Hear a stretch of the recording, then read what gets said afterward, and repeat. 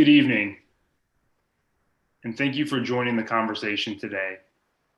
Thank you for being open to listen to our stories. We understand that everyone is at a different place in their journey and that we have a variety of backgrounds on this call with us. We have a lot of SigEps, we have friends, families, and allies.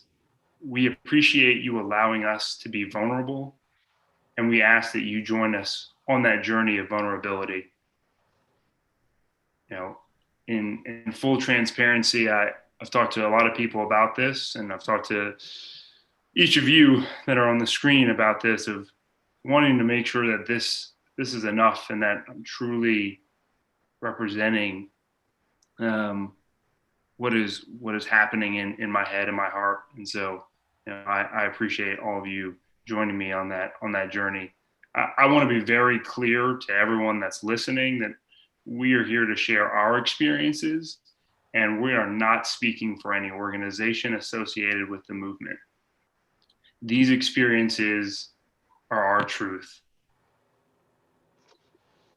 So with that, let's start with why we're here.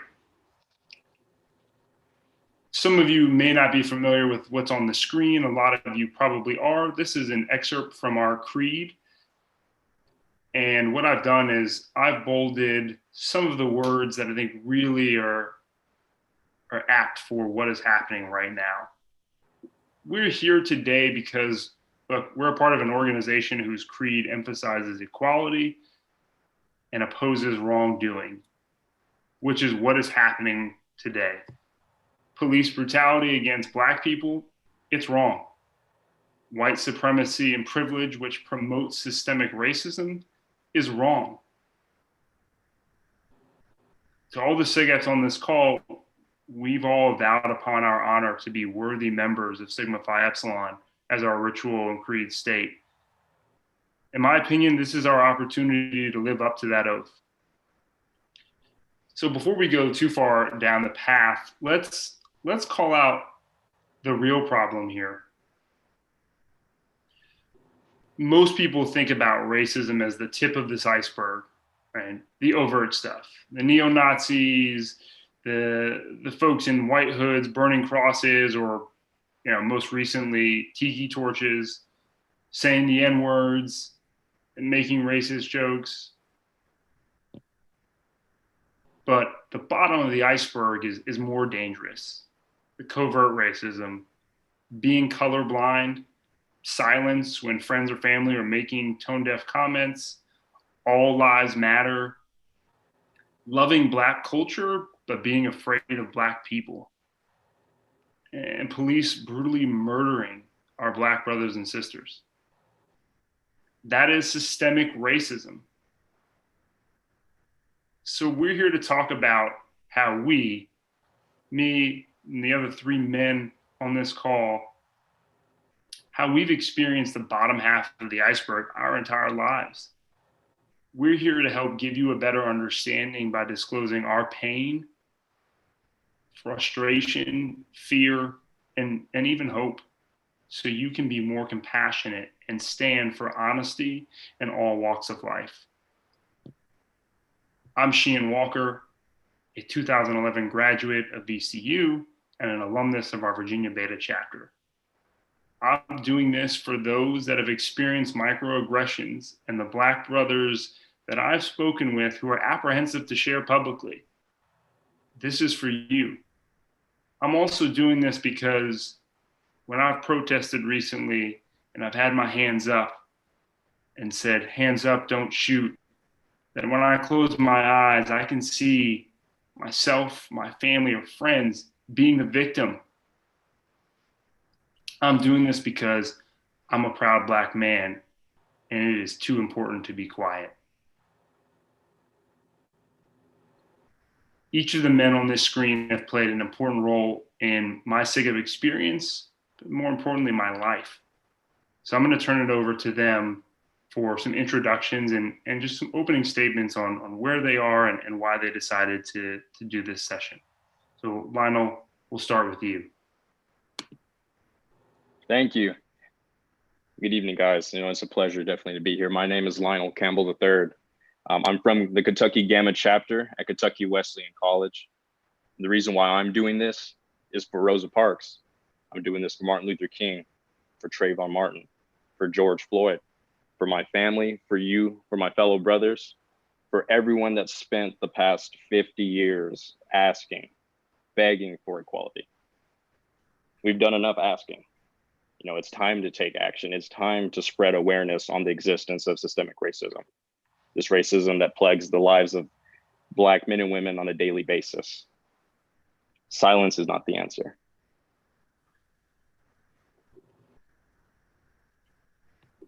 Thanks, Lionel. Victor, you want to go next, and then David, you can close us off.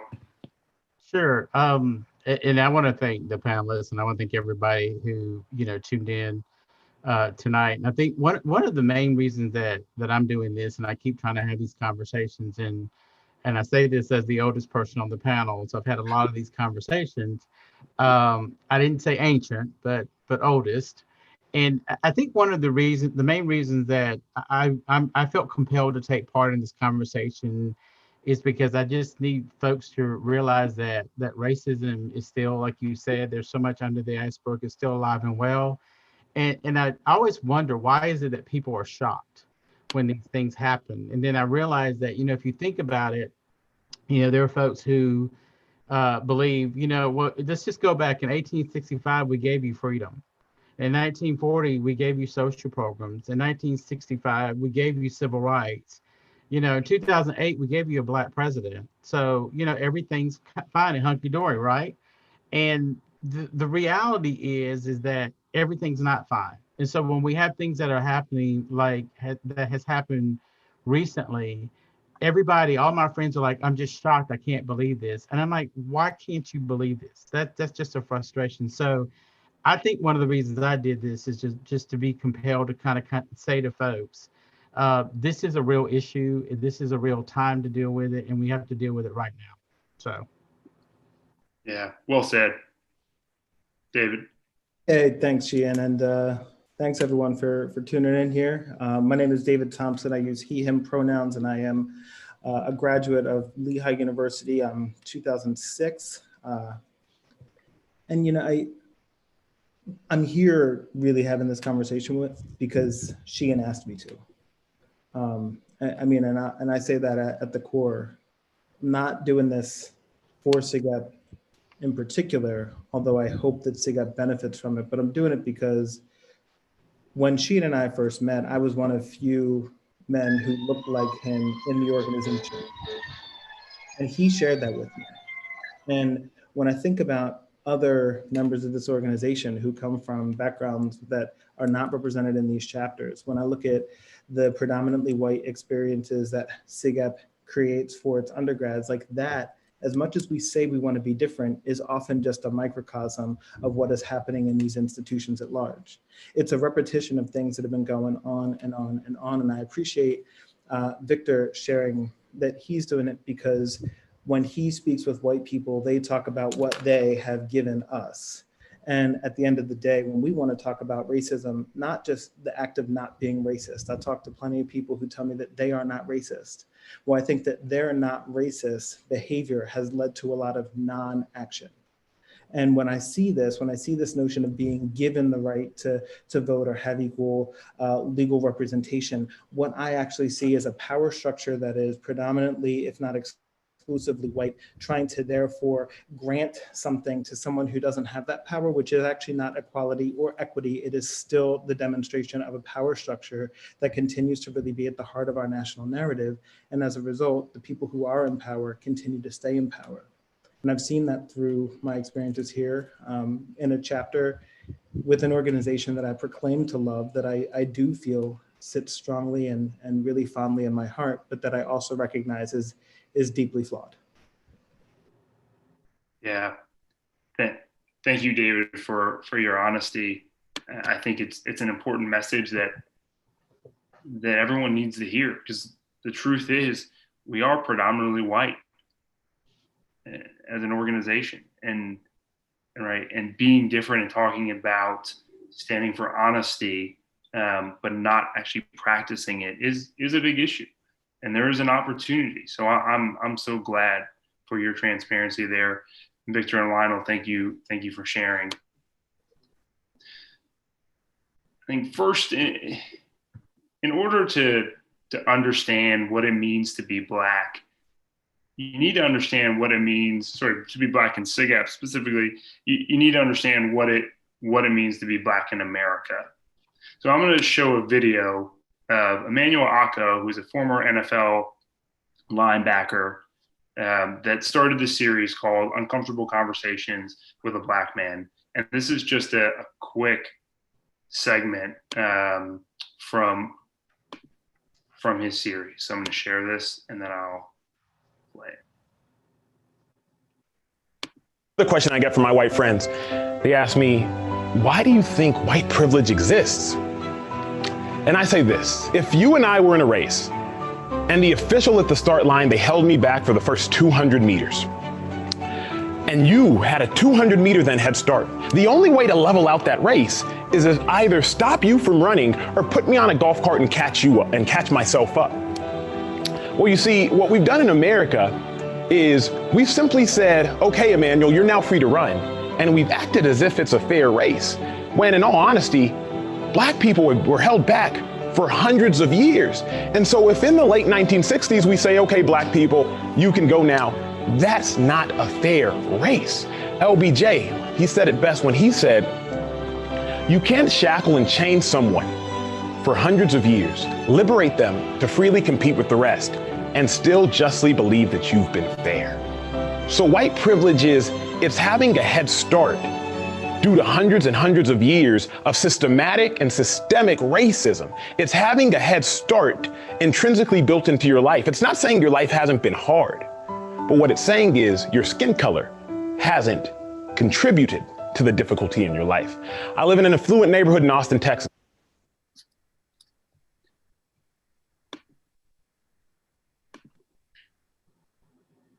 All right, so we'll unpack that video in just a second.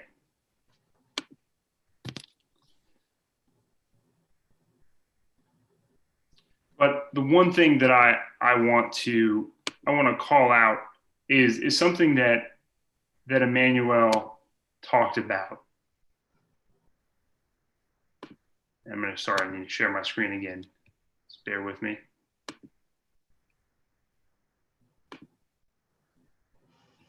And that's something that he talked about.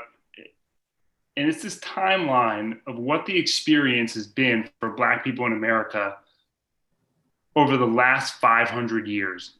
Victor and David, you both called it out, and Lionel, you reference certain events within this timeline as well.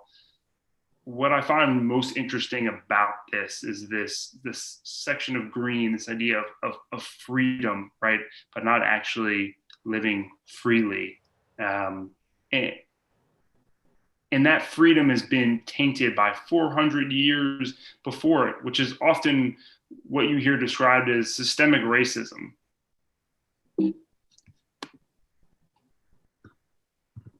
Take a look at this image. The rate at which Black Americans are killed by police is more than twice as high as the rate for white Americans. This is a non-comprehensive list of deaths at the hands of police in the US against unarmed Black men and women since Eric Garner's murder in July of 2014. The effects of racism and white supremacy affect Black people in every facet of life, from distribution of wealth. I saw the other day, there are 4 Black CEOs among the Fortune 500. 4. To employment, education, housing, right? Some of you are just learning about redlining, right? Up until the late 1960s, minorities received 2% of the home loans. Healthcare, and perhaps the most pertinent to recent discussions, the over-policing and incarceration of Black people. These stats show just some of the ways, and I emphasize some of the ways, the Black experience in America is colored by systematic racism.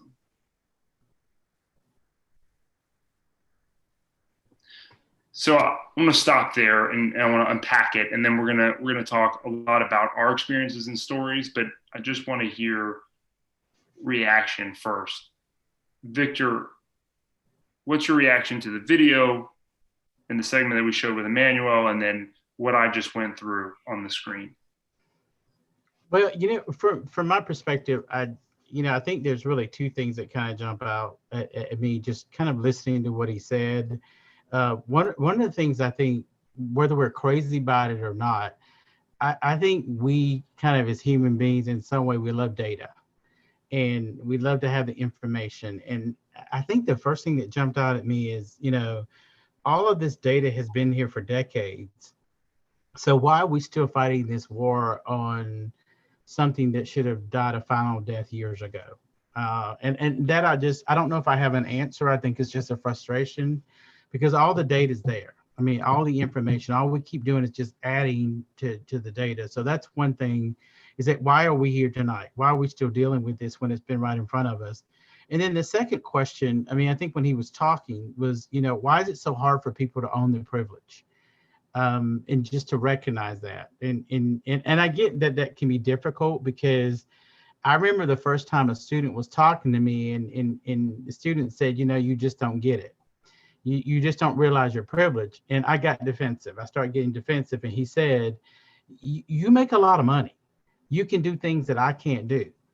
And it finally hit me. I thought, okay, maybe not racially, but financially, I'm blessed. I will never, ever argue about that. I'm able to do, but I worked hard to get there.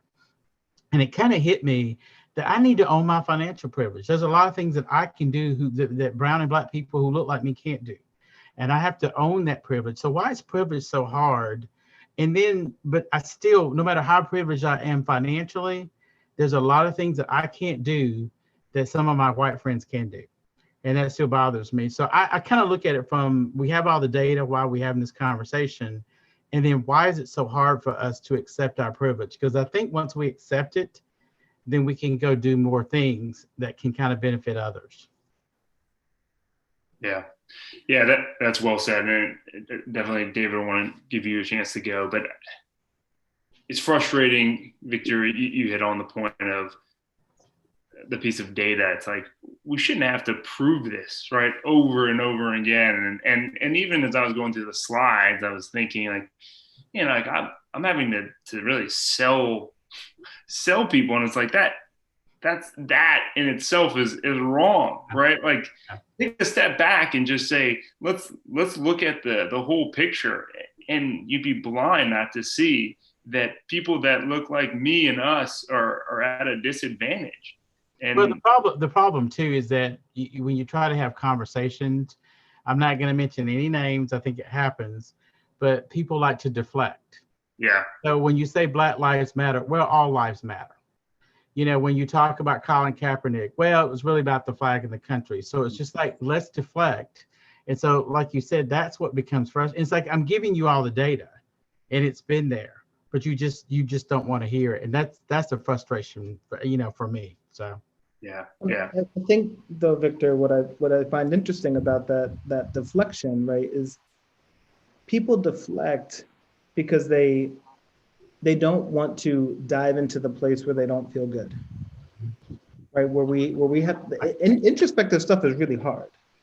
Like holding up a mirror, like I don't always like what I look like, but I always look the way I look. So I have to confront some realities when I stare into a mirror, even if I don't like that. And I recognize that when we try and have conversations about privilege, when we try to have conversations about what class structures or race structures really look like, it oftentimes puts a person into a place where they begin to feel defensive, because I don't think that there's a person alive today that I could blame for slavery, but I will certainly say that slavery plays a major role in the economic structures that others might benefit from.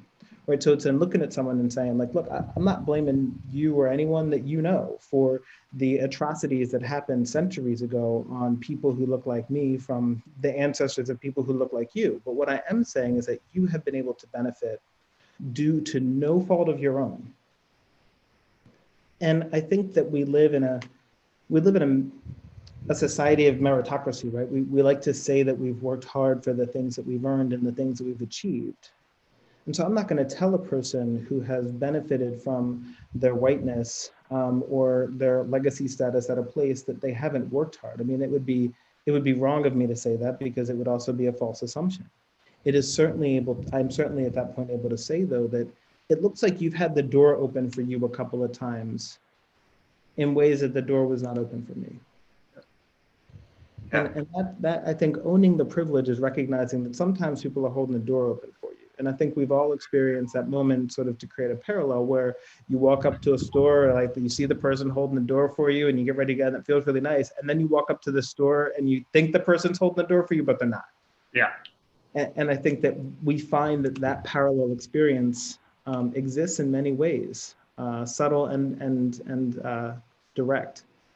Through our experiences, and they're largely based on race. Yeah. Yeah. Well said by both of you.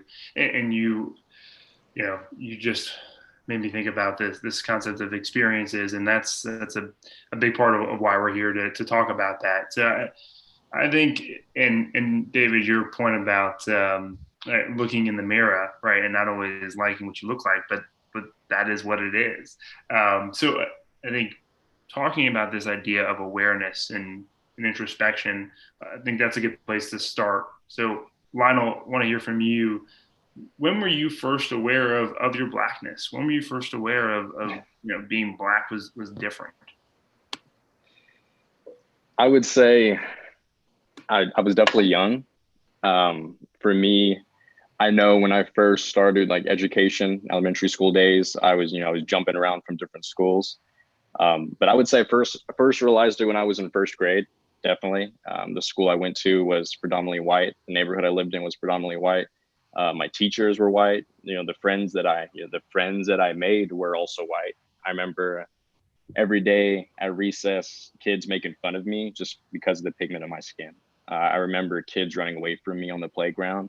I remember, being sad. I remember going home and literally sitting in the bathtub, scrubbing my skin raw, because I thought I could remove the color of my skin. I thought I could take the black off, because when you're in first grade, you want to fit in. It's one of the most impressionable stages of your life is when you're coming up through, when you're younger, through elementary school.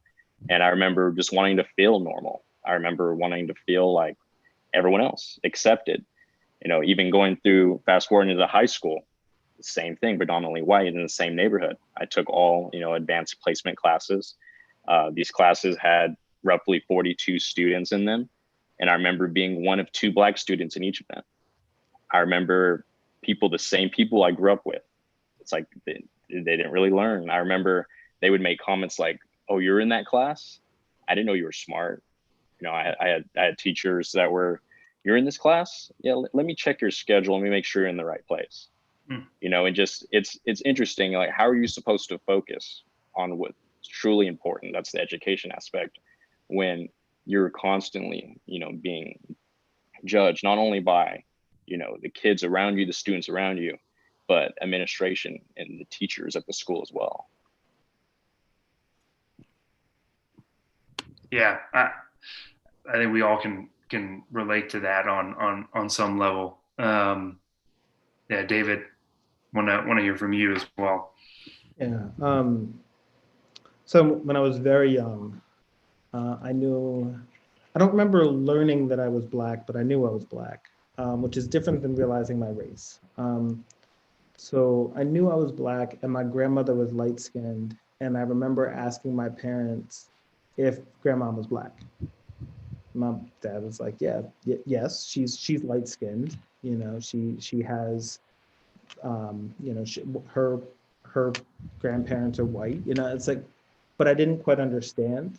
Like, I remember not understanding, because I knew that I was Black, so I had assumed that like everyone before me in my family had to be the same in order for that to work.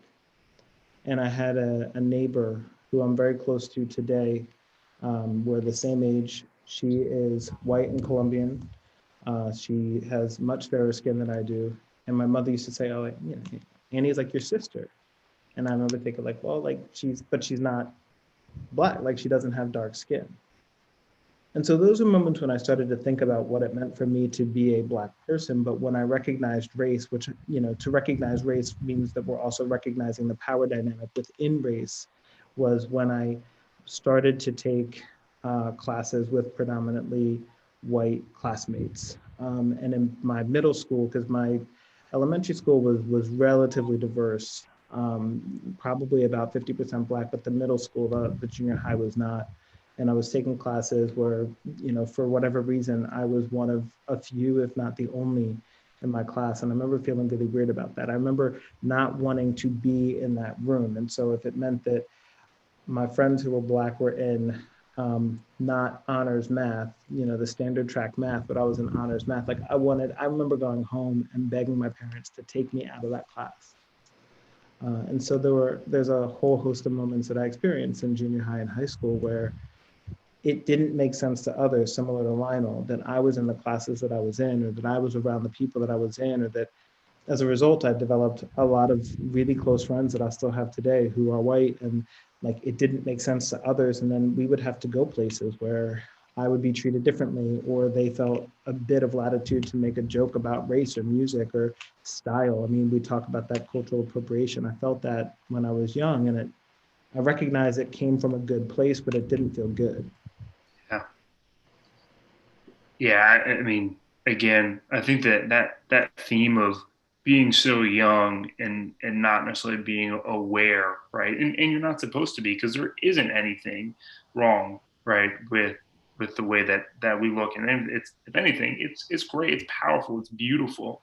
But it's so interesting that the moment, we walk into a world where someone learns that, difference often is bad, that's when we start to feel that hurt. That's when we start to feel that, feel ashamed. So Victor, I can share my story in a second, but would love to hear from you as well. Well, it's interesting too, because one of the things you talked about earlier was, awareness. And I think one of the things I just want to add that a lot of my friends don't understand the difference between awareness and acceptance. And so when I talk to them about being Black and my Blackness, they will say, I don't accept that. And I always have to say, I'm not giving it to you. I'm very proud of it. There's nothing that I offered you. I just want you to be aware of it. And so I think we have to get to that point too, that we're kind of more aware than trying to accept. But I remember in ninth grade, I grew up with parents who marched with Dr. King. And so I knew that I was Black. But I think my story is the first time I realized that I was treated differently. I was in ninth grade and I was in chorus, and I had a friend, and I was in the bass section. And this guy, John, I'm not going to use his last name, but John came over and said, can I share music with you? And it was a room full of about 75 folks. And I said, sure. And so John and there was another guy named Hal. And he said, Hal, you want to come share music with us? And Hal said, no, I think I'll stay over here with the white people. And that was one of the first times that I had been treated differently in a way that I think hurt. And actually still hurts today, the fact that he did that. And so it was just, it was really powerful for me, and I'll never, ever forget that. And then when you bounce to today, I can't tell you how many people, I don't know if this has ever happened to any of you, but I know I'm being treated differently. I'm in a room with all of my colleagues who have the same position that I do. And people will come up to me and say, how did you get your job? How did I get my job? Never ask them how they got their job, but they'll ask me how I got my job.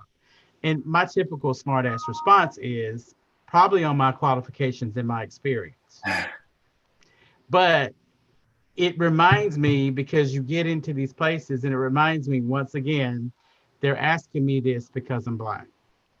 And that can be powerful in terms of how it makes us feel. So anyway, Cheyenne, what's your story? Yeah. Thank you for sharing. And it's going to have similar themes. So being biracial, I remember very early on in school being asked as a kid, are you Black or are you white? And I even remember one instance where we were playing, I think it was kickball or recess, and one kid said, well, he asked the question, and I said, you know, my mom is white, my dad's black. He goes, well, if you're black, you can't play with us. Mm.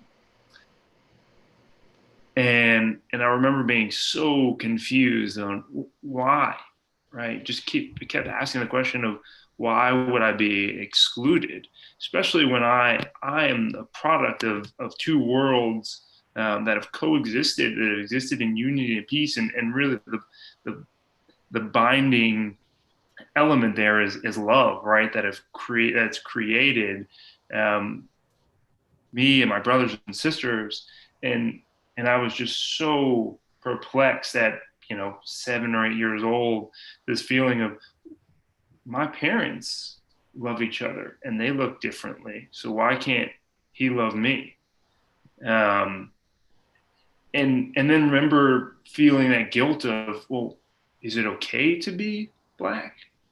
And then shortly after, and I don't remember the exact sequence of events, and not sure if my father, being the social worker and clinical psychologist that he is, I don't know if he planned this, maybe he did, but I remember when we were in New Jersey visiting my dad's side of the family, he let my aunties and cousins take me to an NAACP event. And I just remember looking around and seeing all the pride and the joy that people had of their culture. And I remember thinking, I wish that little boy could come here and see the awesomeness that I see.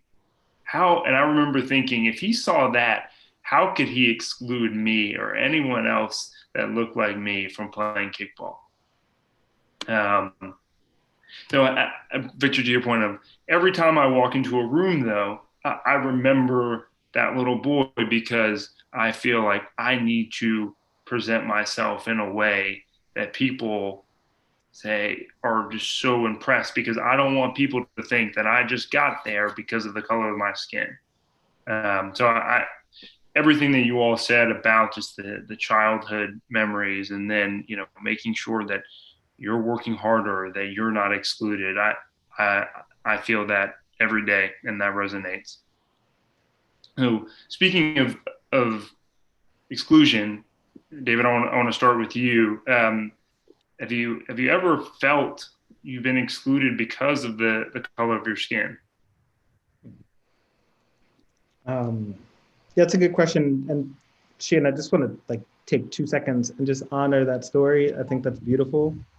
Being able to see, right, that kind of love and that coming together. I think that's we would all be better if we had opportunities like that.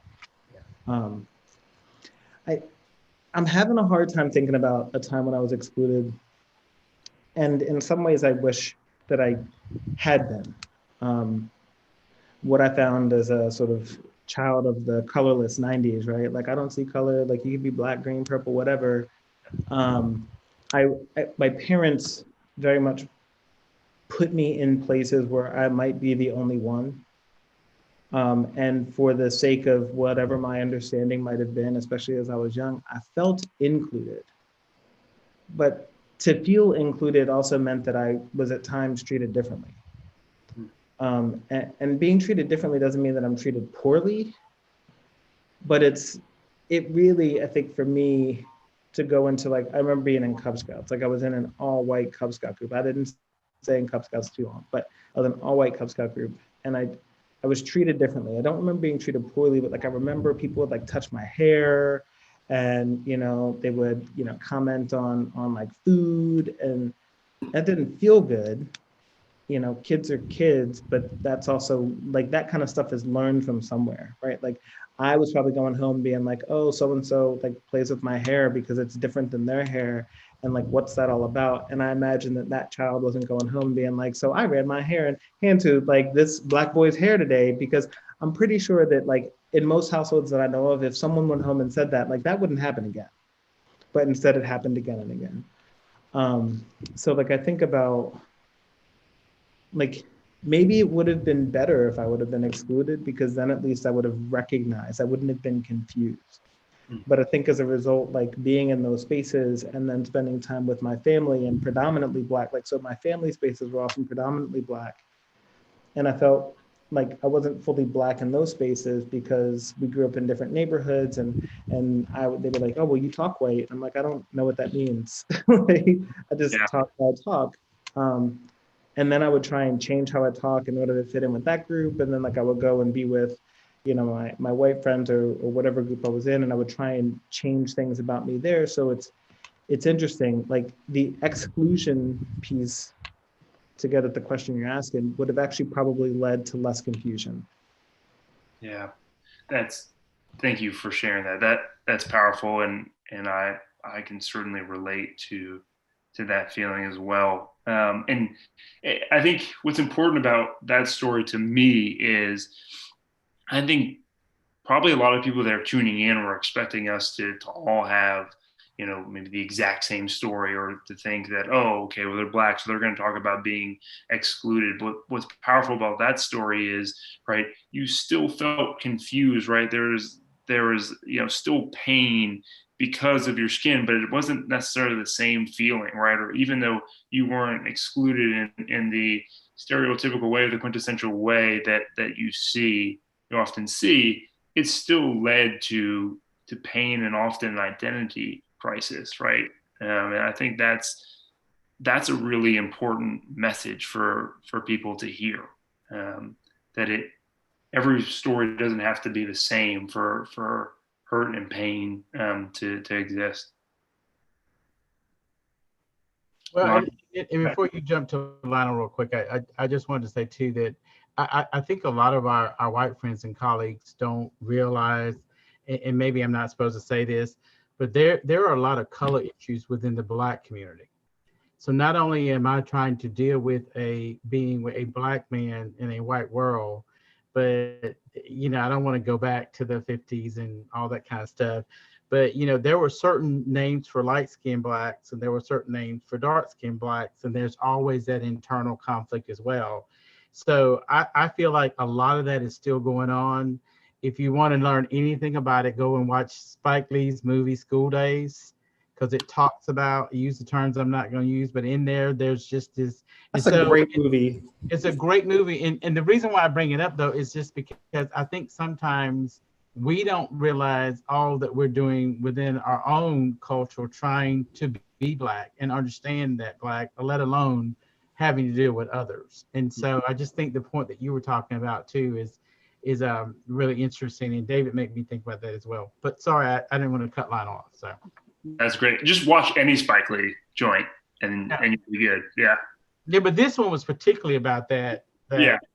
You know, and especially in an educated space too, right? Like, so these are all Black men and Black people who've quote unquote ascended, right? So they're already in the place. Yeah. So anyway, yeah. So Lionel, sorry, we jumped over a couple times. No, it's okay. So I just want to start off by saying that these issues that we're talking about, they're nationwide. They're everywhere. I've mentioned about just exclusion. You know, growing up, I grew up in one of the most diverse cities in the nation, that is Las Vegas, Nevada. Eventually, and I was still facing with issues there, you know, and eventually I ended up moving. You know, I graduated from high school and went to college in Kentucky. If you haven't been, Kentucky is an incredible place. It's beautiful. It's green. Country music is awesome. You know, I've learned to, you know, adapt and, you know, just enjoy like the culture there.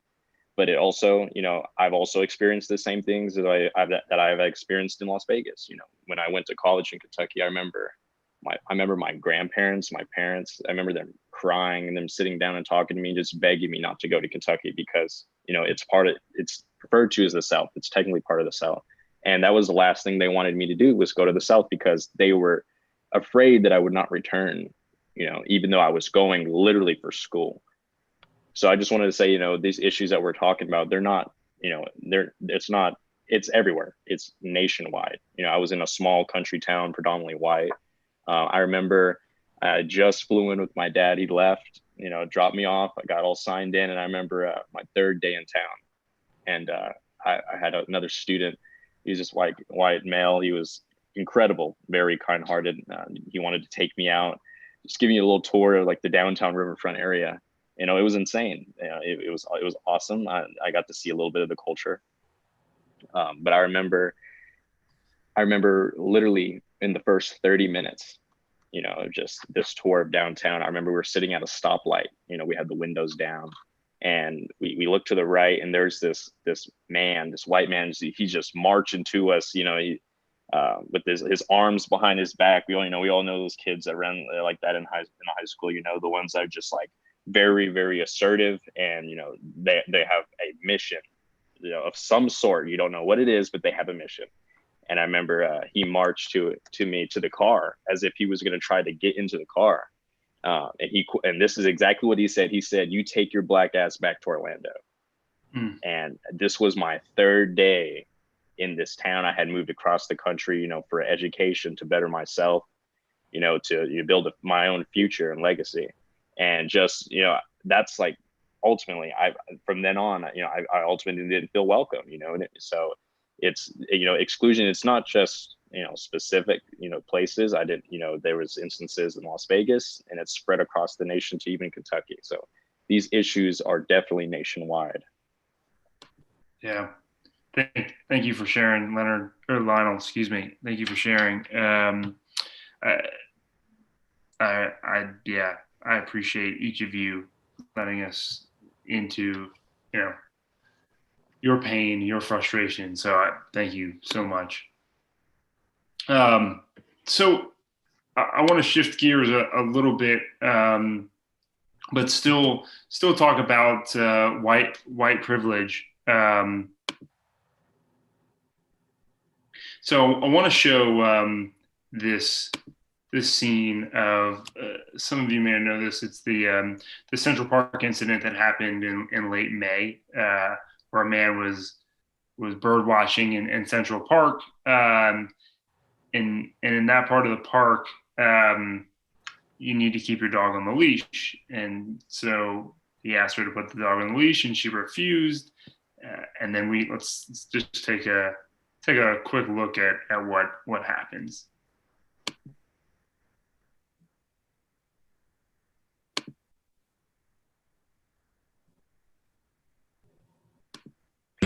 Sir, I'm asking you to stop recording me. Please don't come close to me. Please take your phone off. Please don't come close to And I'm me. taking pictures calling the cops. Please call the cops. Please call the cops. I'm going to tell them there's an African-American man threatening my life.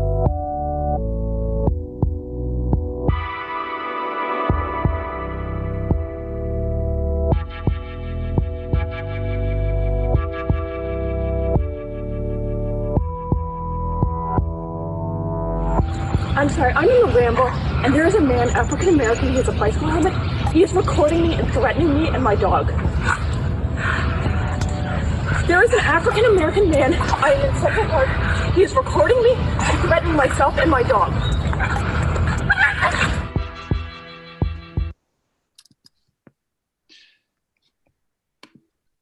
Okay. Victor, you're shaking your head. Yeah.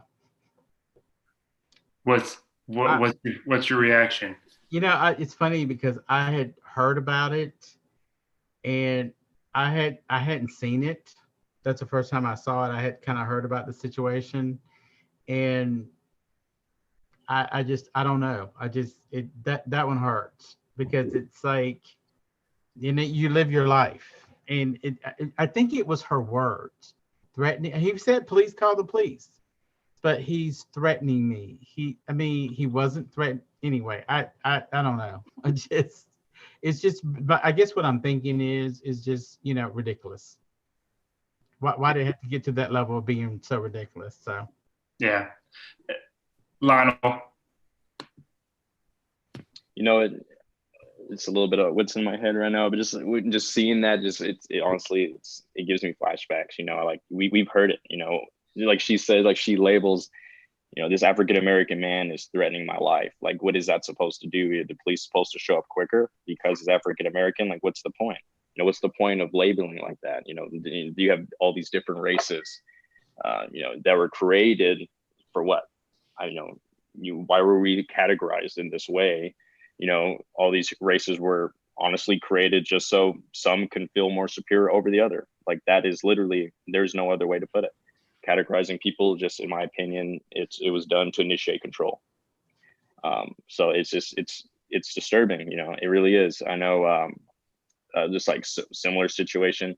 I know currently, like what I've been doing for a living right now. I mean, I've been working, I work in sales, door to door specifically. And, you know, similar to what that's used with this label. I know knocking door to door is for a Black man could be scary to some, but you know, you have to make a living for yourself. There's people that do it all the time, and I'm one of them. You know, so, and I remember I was knocking this door, and I remember finding out that there was a neighborhood Facebook page, you know, for this neighborhood. It was a wealthy neighborhood and predominantly white. And I remember someone had said that they posted that there was a Black man, so already labeled Black man, you know, walking door to door, pretending to sell pest control. It's what I sell, is pest control. So automatically that means that someone that I knocked, you know, and I pitched to, automatically labeled me as, you know, I'm this Black man who's pretending to sell pest control, going door to door for what? To scope out, to rob in some of these homes. For what reason? What they could have been thinking, you never know. Mm. You know, so I get to a door, and this man answers holding a rifle in his hand and said, I remember he was like, I knew you were coming, boy. And I just looked at him like, are you serious?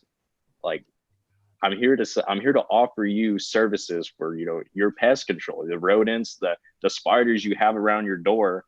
You know, it's summertime and you have Halloween decorations, like, and you want to answer the door with a rifle. And then under his breath, he said, boy's always up to no good. What are you serious? Like, the man never seen me a day in his life. Maybe a picture that was posted in this Facebook group message. I just don't understand why the whole labeling aspect, you know, has to go into play. I know this has to do definitely a lot with like privilege, but what really stuck out to me is the fact that off the bat, she just straight up labels this man and hoping that this label would have some kind of immediate response or action taken care of, just because she was uncomfortable, because he was an African American. Yeah. So that's my 2 cents. You know, yeah, David. Yeah, go ahead. I can tell you get something. You know, well, first off, Lionel, you know, good on you, because I think like what Amy Cooper and, you know, what she did plays into something that I feel like I've understood for a long time. And that same thing is the reason why, like, I couldn't even imagine doing a job that you do. Like, that to me sounds brave. Because, and I say with great pride that my father is a retired police officer. He was very proud of his work. Very, very proud. And through his work, he shared with me all sorts of things that I need to always keep about myself. And one of those is just simply how people will perceive me. People that don't know me, who will judge me for my worst before they have this opportunity to know my best. And so with that, I find that I am often slightly skeptical in all sorts of new situations. And Amy Cooper, whether she had the language to explain that balance of power or not, she played immediately into it, because she knows that by saying there's a Black man, an African-American man, she's not like, what she is saying is there is someone in front of me who I perceive to play into a whole host of stereotypes that police officers allow to guide their use of excessive force. So she was calling upon, like, she weaponized his own body against him when she made that phone call. Just as when you look at Nextdoor or any of those apps, when the neighbors get on there and they say there's a Black man, you know, where I live in San Diego, we certainly have a homelessness challenge, people who are housing displaced and otherwise. There are people often on those sites who, like, I can almost tell when the person in distress that's being referenced is white, because they never mention that the person is white, right? Like, absence of race implies whiteness. Whereas, like, I know when they're not white, because they'll be like, there's a Black man on the corner. I think he might be homeless. I think he's on drugs. Like, So it's really interesting. So Lana, like I actually appreciate that you are out there doing that kind of work, because my assumption, my fear would be that more people would respond to me or to you or Victor or Sheehan the way that that one person responded to you, than you know. So Yeah. Just add one quick thing that somebody just reminded me, one of my friends, and I noticed this too. Maybe I'm wrong, but she, in my opinion, was so racist. She was choking her dog. oh yeah, Yeah. Did anybody knows that? I mean, the dog is like dying, and she so clearly wants to point out that this African American man is about to hurt me. Her dog was dying. I mean, that's just how I bad. think the Humane Society took the dog. I could be wrong. They did. I Yeah, remember you're reading they that did. the Humane Society, yeah. They took the dog away. I just had to throw that in there. No, that's. I'm glad that you did. Yeah.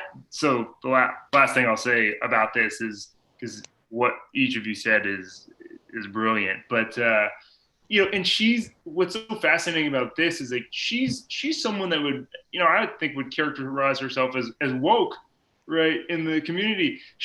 I think there are a couple of different pieces that came out that said she voted for Hillary, right, left leaning Democrat. But the moment she felt like fear, the moment she felt like she lost control, because Lionel, you mentioned it, right, about the classist piece. The moment she lost control and fear entered because she didn't have control anymore, right? Her privilege was being questioned. Of course, I could walk around this dog park, without a leash on my dog, when clearly there are rules that say and signs that say, dogs must be on a leash. She decided to weaponize because David, to your point, she knew what the perception would be for all groups involved, right? I think Trevor Noah has got a great take on this, right? She knew what that would mean when she called the police, and what the police knew that would mean, and what Chris Cooper knew. And I think that the other piece of this is Chris Cooper. What we haven't talked about is Harvard educated, father was a civil rights activist, right? And he's an avid bird watcher. In my opinion, those are the only things that I think kept Chris Cooper alive. But even with all that privilege, he still, couldn't protect himself from being victimized, from being discriminated against. So I just wanted to tie that off with a little bow there. All right, so the thing that binds us, one of the things I should say that binds us together is being in SigEp. And I know that's why a lot of people tuned into this session. So we talked about our cardinal principles earlier, but I just want to briefly talk about why we joined SigEp to paint the picture and a little bit of our experiences. And for those that are watching, I know we're going to go over. We ask that you would stay with us. If not, we're going to keep going because it's an important conversation. So I'll leave that at that. But Victor, you mind telling us a little bit about your SigEp story? Yeah, well, I think I'm the only one that it's a little bit different because I couldn't join SigEp as an undergrad. They wouldn't have taken. We just got to claim it. They wouldn't have taken me at the University of Georgia, and they didn't, and because I was Black. And I mean, the fraternity, quote unquote, system was all white. And I think the thing that was most difficult about that in that story is that I had so many. I use quotes with friends, and I think some of them are still friends, but that came to me and apologized, and we're so sorry, and we spent all this information. Sorry, this won't happen. And I just wish, and I finally was able to have conversations with them and say, I wish you had spent that much energy instead of telling me you're sorry.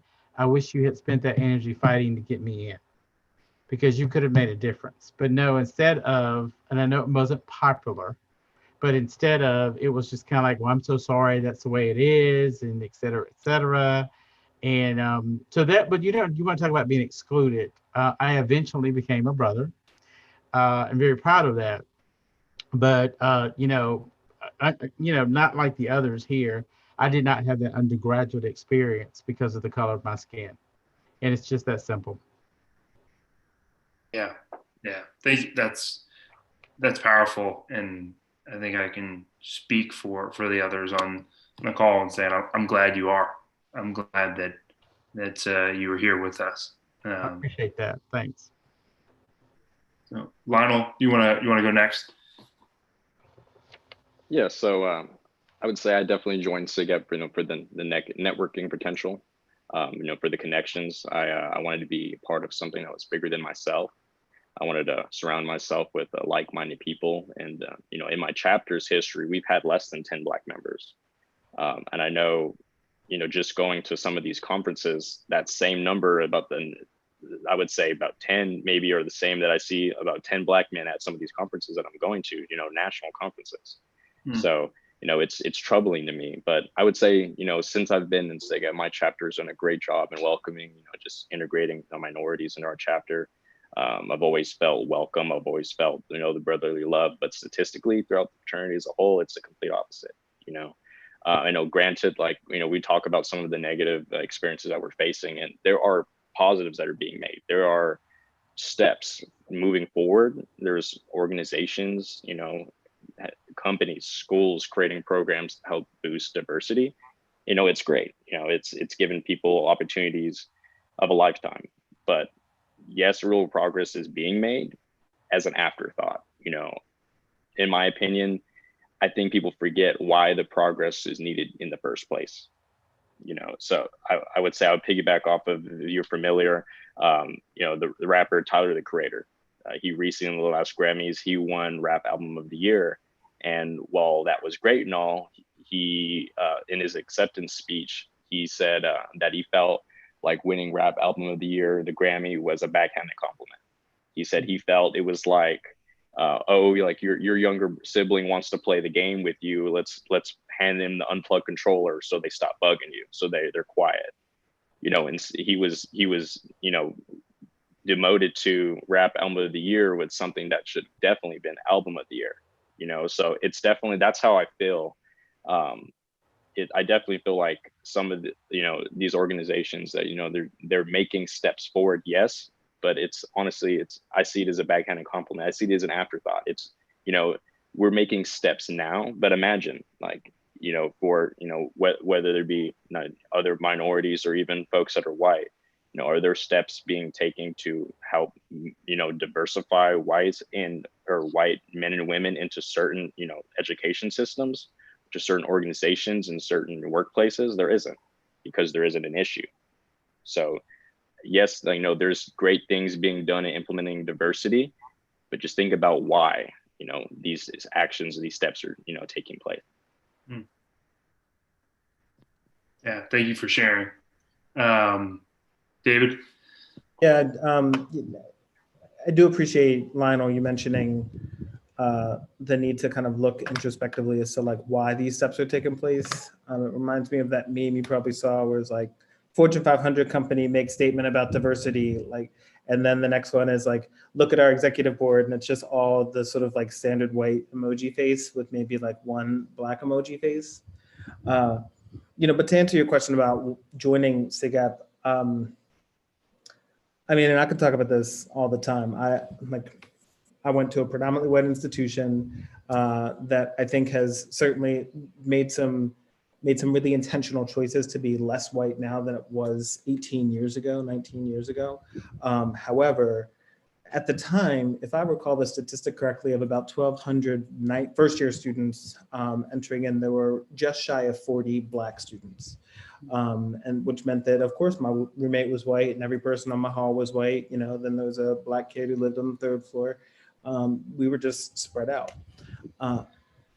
But I had no interest in joining a fraternity. My parents didn't go to college, so I didn't have a great amount of experiences talking about college life or what Greek systems were. My dad's one friend was a Kappa, and so at the time where I went to college, there was no Kappa Alpha Psi. So I was like, well, I guess I'm not going to join a fraternity since I don't even really know what this means.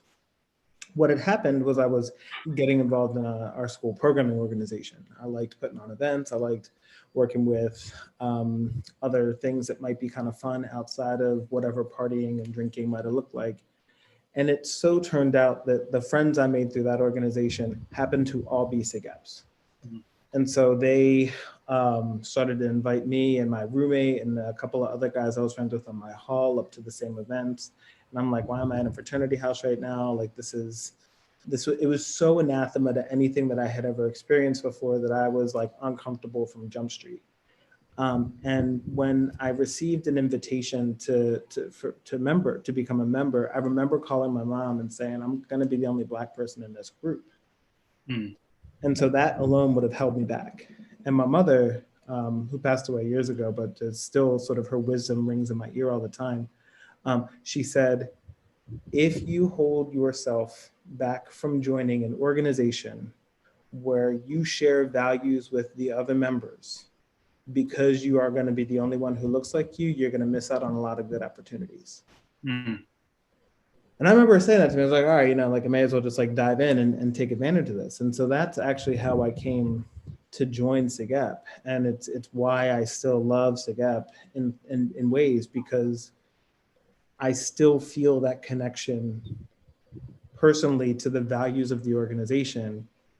And I feel like the net benefit of being a part of it and the people that I've met and the conversations that I've had still outweigh the discomfort, the hardship, the pain, the trauma, whatever you want to call it, that I remember experiencing before I ever signed my bid by virtue of being the only Black person in my chapter at the time. Yeah. Yeah, that's well said. And thank you for sharing. I have a similar experience where, so my dad is a Sigma, and I remember him telling me, well, yeah, maybe I shouldn't announce what he had to do, but I just remember thinking like, nah, that does not sound fun. I don't want to do that all around campus. So I resigned myself to say I'm just not going to join an organization and focus on working and trying to get involved in other ways and making sure that I'm focusing on my academics. And I got roomed with the vice president of recruitment who, SigEp had just restarted on the campus really a semester before. He said, look, we've got this fraternity. It's great. I'm like, no, thanks. He's like, well, just come out to an event, happen to be free. And VCU's campus is very, very diverse. And the chapter was a good representation of that. And so I thought, okay, these guys are talking about these values that I share. And there's some people in the chapter that also look like me, right? This seems to be a safe place. And I think it really was for the most part. Certainly was not immune to some of those microaggressions and white privilege kind of showing up. But I joined because I felt welcomed.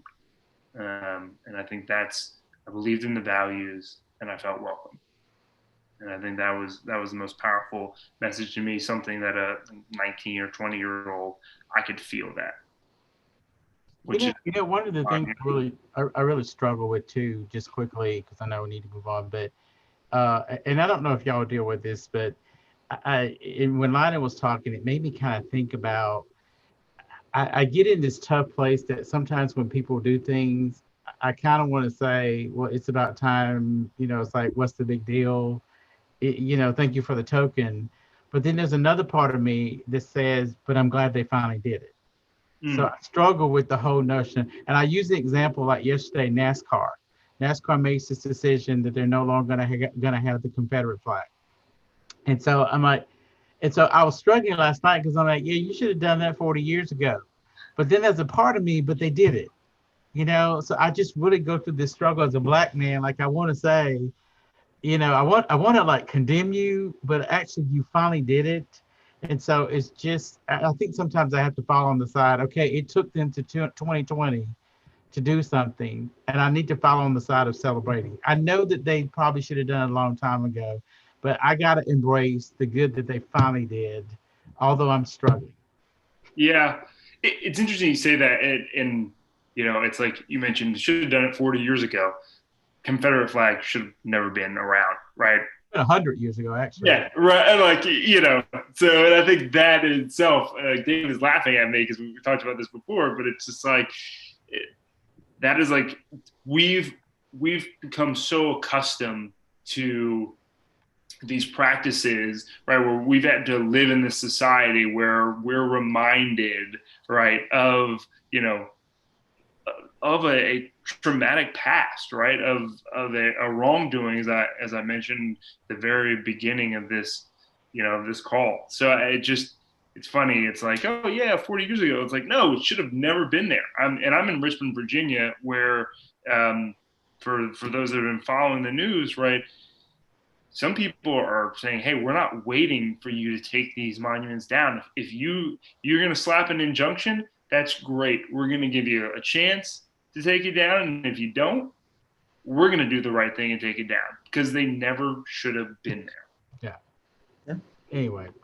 But yeah, I digress. So let's keep talking about SigEp. So what, I think we've shared some good moments as well, but I'd love to, this is a question that came from some of the items that were pre-submitted, and I definitely want to ask.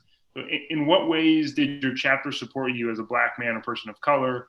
And in what ways were you disappointed? And so for David or Victor, you can answer it either from your volunteer or undergrad experience, and then Lionel, right, still on the cusp of graduating, talk about your experience. Did I mute? Oh, no, I didn't mute myself. Good. So in what ways did my chapter support me? Well, I'll say my chapter, shout out to the guys at Pennsylvania Epsilon, coming out of 2002 to 2008, let's say, because I have actually only ever felt support from the guys I knew in my chapter. I don't think they always understood me, and I definitely didn't always understand them, but I never felt anything other than support. So like, if any of them are on here watching, just like, I love you all. The as a Black man part, I think, is really complicated, because being a part of a predominantly white institution where I already made a choice by the time I had made the choice to join SigEp, it felt like I was making a fundamental choice to do this and not the other thing. So the other thing being whatever experiences that I would have had sort of going into the M room, which was like the predominantly, like that was like the people of color lounge. And like, it was a great space. We had an Emoja house, which was a residential living experience for students of color. And by me choosing to join SigEp, be it intentional or not, I couldn't even tell you the full thought process. I don't even think I thought fully about it. What I wound up doing, or at least what I felt like I wound up doing, was making a choice. So I was already choosing to spend my time predominantly in predominant white spaces. And so I had to accept that. So what that meant is I had to accept that my music was my music, and I had a do-rag and all the other things. But I also got to remove myself from it because I was an RA, so I didn't live in the chapter house. So like, I actually feel like I was really sort of taking some sort of, without even paying attention to it, taking some sort of agency in how my Blackness was reflected through the organization. So I only allowed myself to be there when I felt good being there. How the organization truly supported me was actually as a gay man. Like, I came out to my fraternity brothers before I came out to my parents and friends from home. And it was in that group that I really felt like I felt fully free to be me in that way, because that was the thing I was struggling with. By that point, I don't think I was struggling with my Blackness. I was actually struggling with some other stuff. My undergraduate chapter brothers really helped me see through that. I do think that the disappointed piece, though, is there were more times than a few when race played a role for me.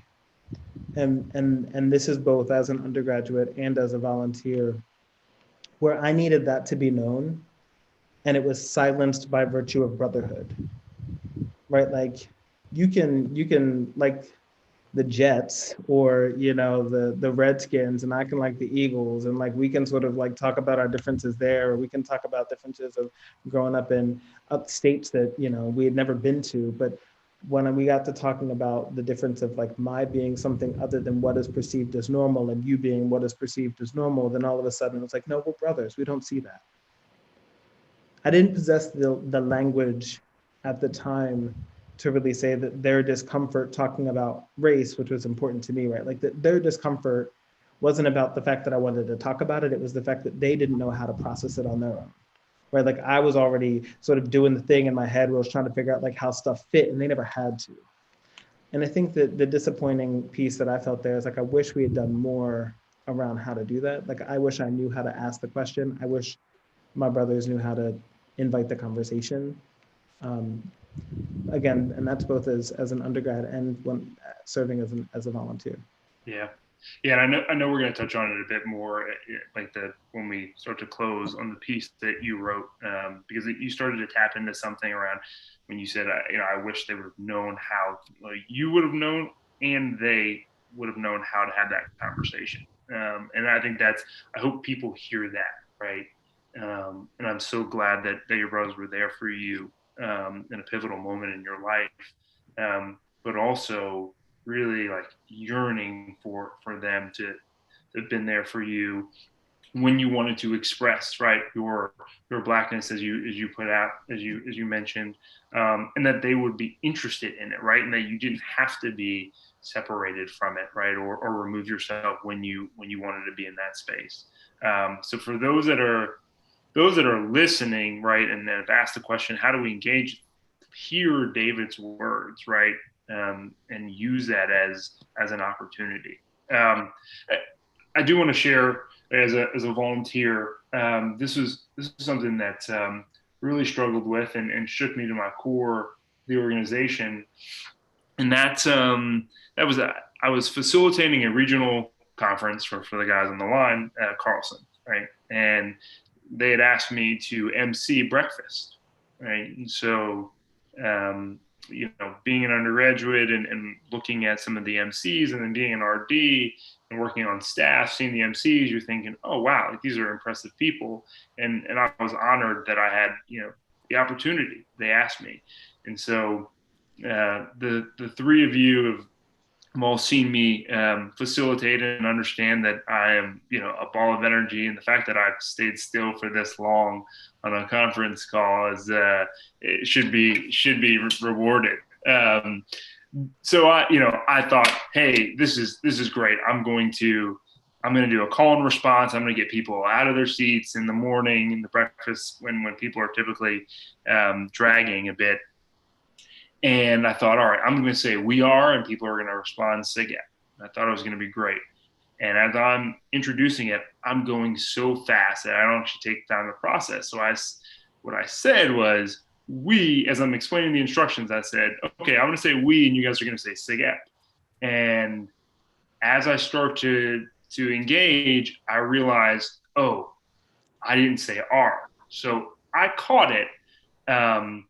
And it ended up going well. The first chant was a little, a little spotty, but it ended up going well. But then later that night at a reception, a volunteer who had been involved with my undergraduate experience goes, "Man, I didn't know we were teaching Ebonics," and that just was like a wrecking ball right through my esteem. Not because I messed up. It's like, people mess up, right? People say the wrong thing, that happens, but it is what he implied and what I inferred because of the society that has been built around us and around our skin. And I worked so hard, right, to not be seen, right, as someone that is not intelligent, because so many people think, that, Black people aren't strong orators. And I just remember feeling betrayed, right, by someone that had spent so much time investing in the chapter as a volunteer, making that comment, and another friend laughing at it. And I later confronted that individual and told him how it made me feel, but also said, look, if you ever say that again, you should walk out of the organization. because this is not a place for that. Well, I think that was fair for you to speak your truth in that way, because I don't think I've ever admitted this before, so I'm going to pretend like 200 other people aren't listening. But I 330 at least on the Zoom. Well, don't tell me the number. But I remember when I became the chapter counselor at UGA, and I never admitted this before, but someone asked me to come do it, and I said, how am I going to go be a chapter counselor for 125 white guys? Many of which I thought were conservative and had different. I was terrified. And I will tell you, the good thing is they never saw me as the black chapter counselor. They never saw me. They just embraced me. And the other good thing is when I said, we've got to do something about diversity, they never ever said, you're wrong. You're the white, you're pushing this. And I remember one time when one of the members' brother came up for a party, he used the N-word out in the parking lot. And I remember getting ready to open my mouth. And I remember like 3 or 4 brothers, white brothers, who turned to me and say, we got this. It was one of my proudest moments. And they went and they handled it. They handled it in the best way possible. And so, my fear about this and everything, it was totally accepted by my brothers. And I will never forget that. Now, the disappointing part, and if you're listening, Georgia Delta, we had black brothers at the time, and we don't anymore. And it's just been a pattern that we've got to change. And so I'm hoping this conversation will push them and will push others. But there was a lot of fear. And, as men, we won't even get into black men, because it's even worse for black men. I'm not even go there. We don't like to talk about because we want to be swole. We want to be swole. And, but I was terrified, absolutely terrified. Yeah, I mean, again, each time you all talk, it resonates with me so much, but I'm so grateful that you're on this call doing this. Let's do one more SigEp, and then let's get into, David, I want to get into your piece after that. But Lana, would love to hear from you first, and then, the others feel free to chime in. But right, I think as SigEps, we have an opportunity to embrace the black community. I'd love to hear from Lionel. Let's start with you. How would you like to see SigEp embrace the black community? And now you can bring in, how you all did this in your chapter. Definitely. So I guess, how my chapter handles it is exactly, I'll go ahead and touch on that first, is because it would be wonderful if, SigEp as a whole followed in its footsteps. So as I mentioned, I'm a black male. I came from Las Vegas, Nevada. I went to a college in a small town in Kentucky, an area where, everyone went to school together and everyone grew up together. Everyone knew each other, predominantly the same culture, the same ethnicity. And you had me, from Las Vegas, one of the most diverse cities in the nation. Culture is completely different. I come to a foreign land going culture shocked, and I'm around a group of individuals. I joined a fraternity, predominantly white fraternity, but just historically. And I've had nothing but support, from the guys in the Kentucky Gamma chapter. Since I've been in the chapter, have grown numerously with the diversity. With it from my rush class and on, it's been incredible. Some of the members that are from Kentucky or the surrounding states in the South and the tri-state have been respectful. They've been incredible. Granted, there's always that culture difference, as I mentioned. Coming from, someone that's black. I've had, guys tell me like, hey, like, I'm gonna be honest with you, like, you were probably like my first or second black friend ever. They'll say like, hey, I went to high school, with hundreds, maybe 1,000 students, and there'd be 3-4 black people, men or women.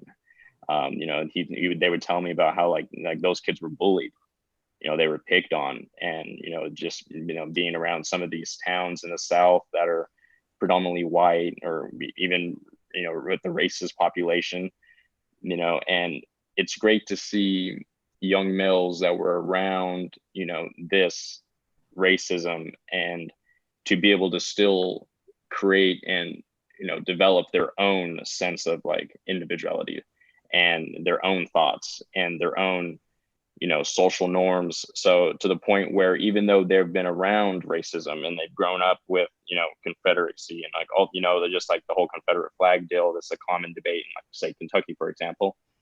And then still, be able to show me respect and to be able to, show like that Southern hospitality because it does exist. So I think it's incredible. I've had really no issues just besides like minor like covert racism. Just like I've had, brothers ask me like, Lionel, just super curious, can you swim? Or like, just like you get that stuff everywhere. You really do. But Kentucky Gamma has done a really good job at just, having, a welcoming feeling. They've had that Southern hospitality. Like I said, it exists. I know one of the brothers was telling me in his town, it's segregated. A lot of the Black people, a lot of the minorities in the town, if they're not, they work factory jobs. You have most of the white population does farm work. And then a lot of the Black population, as well as Hispanic population, lived in a separate part of the town, the lower income, and worked factory jobs. So I just want to say, even though they were raised in those circumstances, they never treated me as lesser. And, those brothers are going to be the same brothers that are going to be at my wedding, and I'm sure I'll be at theirs. So, it's incredible. And I think that every chapter should, follow in their footsteps. I think every chapter should support their, just diversity, to support their members of color, of different minorities, and just be there for them. Don't just support them because it's the new popular, like it's the new norm, like just, this is such a crazy situation, the Black Lives Matter movement, I need to do anything that I can to support. No, just do it because, we're all human beings. And I think Kentucky Gamma has definitely done an incredible job at that. And I'm beyond grateful to be a part of such an incredible organization at Kentucky Wesleyan College. Yeah, I love that. That's great. When you said they're going to be at your wedding, I paused. Like, are you getting married anytime soon? No, just saying this. Just I'm literally that close to these guys. Like, yeah. I know, you know what I mean. That, I know that hopefully they feel the same way about me. I know some of them are on this call, so shout out to them. Yeah, that's great. What you're saying is what I've always said: brotherhood should have no color. I'm not saying that it doesn't, but brotherhood should have no color. I mean, yeah. they accept you, you accept them. So. Yeah, I think this is a particular question and topic we could go on all night. I'm cognizant of time, and also, the commitment from the fraternity that this is not a flash in the pan conversation, right? That this needs to go on. So we can certainly expand upon a lot of this stuff at a later time. Look, I'll say this. We've talked about, look, we're predominantly white organization. Almost 70% of our members are white, less than 2% are Black. I was a regional director for those that are on the call that are not SigEps and don't know what that means. I was a traveling consultant for the fraternity. One of 14 in my group out of 5,000 or 6,000 graduating seniors. There were 2 people of color on my team, and that was 10 years ago. Since then, there have been 7 people of color, and each team on average is about 12 people. That's not good enough, right? We need to recruit more diversity, not because it's a novelty or to have like these great stats or to hang our hat on. Oh, look how diverse, look at our diversity numbers. That means nothing. You should want to recruit because the fraternity has a mantra of being different. You should want to recruit because you want to bring in a diversity of thought. You want to have examples like Lionel just shared with us, right? You want to have true representation, if not better, in your campus. If we're banging the drum saying that, we are going to be a valued partner in higher education and we are going to make an impact in communities, we need to do as such, point blank. So I know we can talk about it. I'm going to share my screen. I do want to get to David and Victor talking about just a little bit about how to be this concept of an ally. And David, you wrote a piece that I think is fantastic called "Thanks, but I'm Not Okay." Do you mind just taking us through that a bit? Yeah.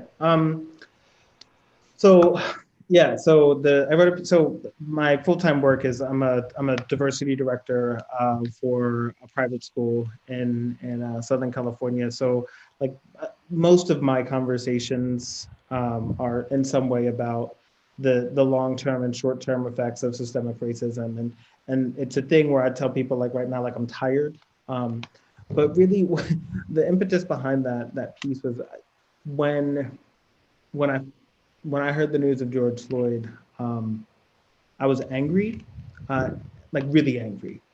And I actually wasn't angry because of what had happened. Yes, that was angering, but that wasn't the sort of spark to my anger. The spark to my anger was sort of recognizing that we had been in like our nation had been in a total tinderbox up until that point, and the death of George Floyd was just like lighting a match. And everyone came out of the woodwork, right? Like people were like calling me and texting me, like, are you okay? What's going on? Like we had been in COVID for 3 months. We're still in COVID. Like that pandemic is happening like today still. And I was shocked by this being the moment. And I couldn't wrap my head around why this moment is the moment where all of these things are happening. And I think that, yeah, there's definitely folks out there who are going to be like, this is progress. And like, we're taking all the steps in the right direction. I'm more cynical. Like I look at, like, I'm like, all right, well, we've been here before. Like we've been mad before. We have burned things before. We, not me, I don't burn anything, but people have burned things before. So where that kind of came from is that within my role, I also want to make sure that like I'm doing due diligence to reflect on what is happening and to also acknowledge like it's okay to not be sure what to do next. So in that piece, I articulate a couple of statements that I want people to really hold on to, things to do later.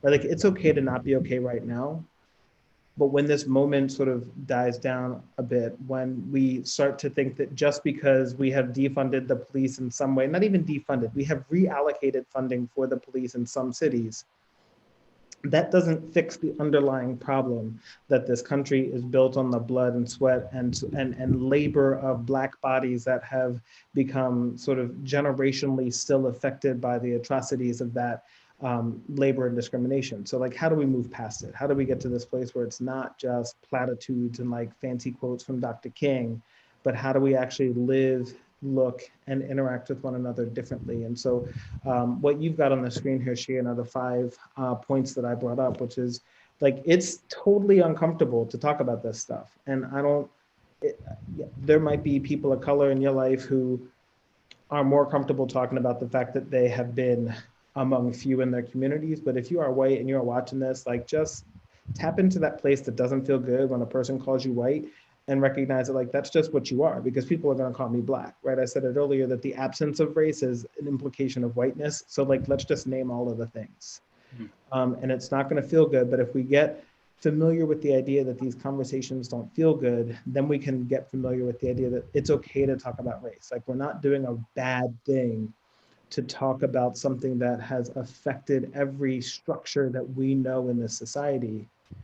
Read things that come from people who don't agree with you, listen to the stories that are told to you, and then if you get to a place where someone who is different from you, a different race, Black, brown, or otherwise than you, if you get to a place where they trust you enough to tell you their experiences, believe them.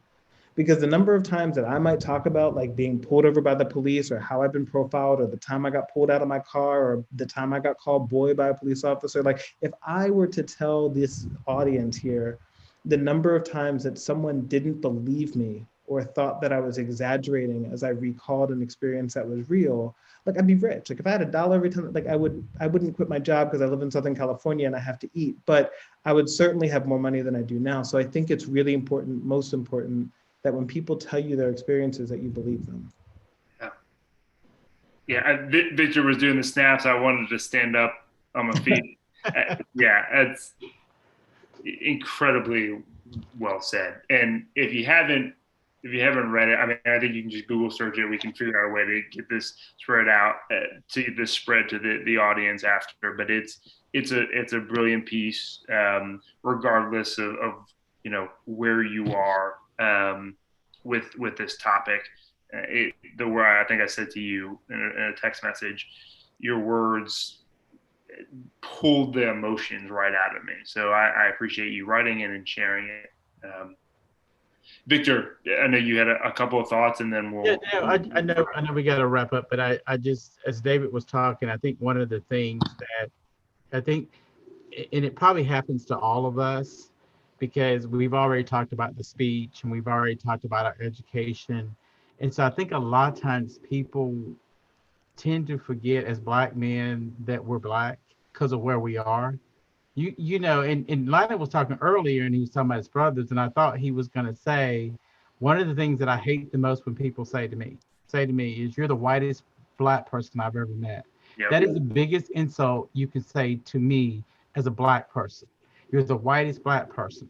And I tell people all the time, I would rather be called the N-word. I don't want to be called the N-word, but I'd rather be called the N-word than an Uncle Tom. And so words matter. And so I think, you know, when David was talking, I thought, you know, one of the things is I tell my students all the time, because they'll come and say, oh, VP, you don't get it. And I have to tell them, I said, don't let the title fool you. Because if you want me to get ethnic, I'll get ethnic with you, because I've been Black a long time. And I think people forget that. And I think sometimes they just bring you into their bubble, and then they feel like they can say and do whatever they want. And that's not really possible. And so I think in being an ally, I mean, we're talking about some of the things and not being okay. If anybody's still listening, all you got to do is Google Unpacking the Invisible Knapsack by Peggy McIntosh. Unpacking the Invisible Knapsack. She did this years ago, but it's a really good guide for what allies really do. And now, as we have these conversations about race, it's really coming back. It's really becoming popular. And so if you Google the words "unpacking the invisible knapsack," you will find it. But I think that, you know, what David said and when Lionel was talking just made me remember. I guess that the only way I can say it, sometimes I just feel like people forget that I'm Black by some of the things that they say, and I find it so insulting and so hurtful. Yeah. And something that has been said a lot, and I meant to say this when we were watching the Amy Cooper, is right. Amy Cooper says African American, and I know this is something that got brought up of, right. You got to remember, not every Black person came from Africa. No. Right. Just a quick little nugget of information, right? It is okay to say Black.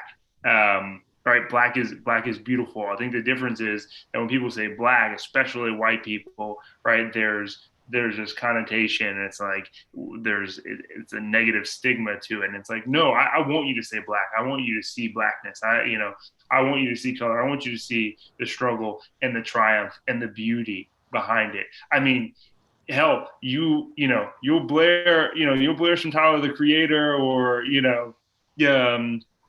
or Kanye West, or whomever, but yet you got a hard time calling me like I really am and saying Black, right, without it being as an insult, right, or hesitation. So yeah, I just wanted to throw that piece out there. Well, the clear thing you do is just ask people. When you meet me, you say, what's your name? And then you say, well, how do you prefer? I'd love people. I have a cousin who says, don't ever call me Black. Black is a color. He said, I am Africa. But they're not all Black people. So right. I think what you have to do is just say to people, what do you prefer? I don't think that's insulting. I think it's actually respectful. But. Yeah. So in conclusion, David, you talked about being cynical and the presence of COVID-19. And I've said this to some coworkers, and where I work, fortunate that they have really taken the mantle on this and done a fantastic job of making this an issue. But it's not because of they've just been doing it; they've been doing it for years.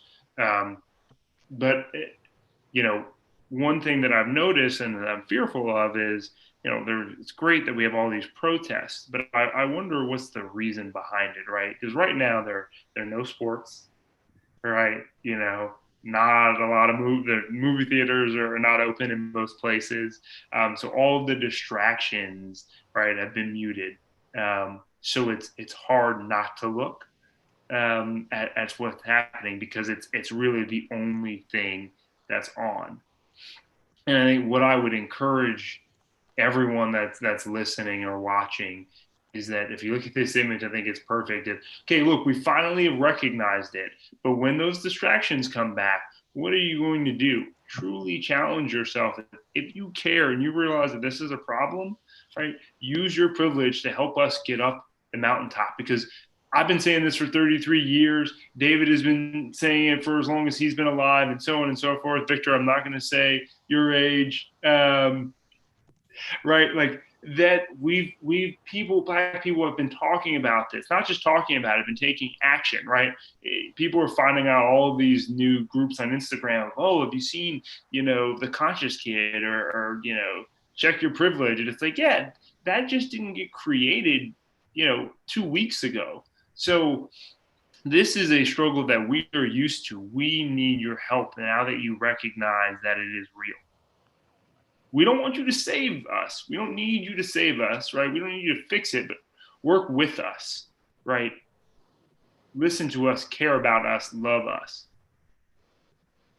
So that I'll leave it. I just want to say thank you to each and every one of you. I'll leave it to you all to any concluding thoughts, but I'm so grateful that you all had the courage to stand up here with me. And I can't tell you how much I love you and appreciate you. So I'll leave it to you all for closing thoughts, and then we'll wrap. I just want to say I love you too. Love you guys. And I'm ready for part 2. Yeah. I think I found myself in a position where I'm like, all right, so what are we doing now? Right. Yep. This moment has happened. What does the next moment look like? I mean, frankly, I think that we have to begin to look at this organization as one where we can name what white supremacy is, or we can name sort of like hierarchies of privilege, and sort of how some of our most prominent SigEp chapters came to be prominent in the first place. I think that all of us have to kind of recognize that we can still do good things and be in diverse and kind of different spaces, and recognize that there's a whole lot of baggage that we haven't unpacked yet. And I think that the more we lean ourselves into an area where we can do that, and know that even if it hurts, it's not hurtful to talk about individual experiences, because frankly, through all of my Blackness and everything else, what I loved about my experience as an undergrad in SigEp, and the reason why I keep doing this, is because I felt seen. And I can imagine there are many brothers out there who have not had an opportunity to feel seen within this organization. And if they have felt seen in this organization, there are places where they haven't. So, I would love to know that our next step from this is creating opportunity and moments where we are teaching our members how to see one another. And thank you, Cheyenne. I love you, man. I'm happy to be here with you. Just wanted to add a little bit. Bring us home, Lionel. I just want to say thank you, Cheyenne. There's definitely all of you, Victor, David. It's just an incredible opportunity to be able to share just experiences, and just make a difference. Take a stand. Silence is not an option. Like we've been in silence for too long.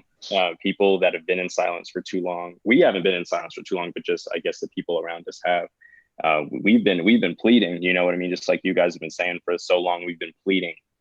Just like Tupac said, we were asking for equality, when we were on the ships, when we were on the plantations, with MLK, with Trayvon Martin, with the Panthers, with George Floyd. We've been asking for, to be, treated the same for so long. And all those people eventually, that have just been fighting for equality, they ended up either dead or in jail, so like, what are we going to do now? What are the people of today going to do now? That's why, a lot of you guys are seeing, like in the news, people are mobbing the streets. So it's definitely what we're doing is incredible. All we can ask is that you at least watch, you listen, and you learn, you take the steps to, supporting one another. And that's what all of you are doing today on this call. That's what, all of us here as panelists are doing. We're here to watch, listen, and learn with you guys, and just help educate you on, this is an issue. So I ask you, just educate yourself, stand up, for your brothers, stand up for not just ones of color, everyone. Just, go against popular belief and just prove to everyone why this fraternity is different. Support your local Black businesses, check on your Black friends and family, just treat each other like human beings. That's all we ask. It's that simple. Preach, brother. All right, man. Love you guys. Thank you so much. Everyone, thanks for joining us. Have a wonderful night. Thank you. I love you Thanks, guys. Take care. Appreciate it.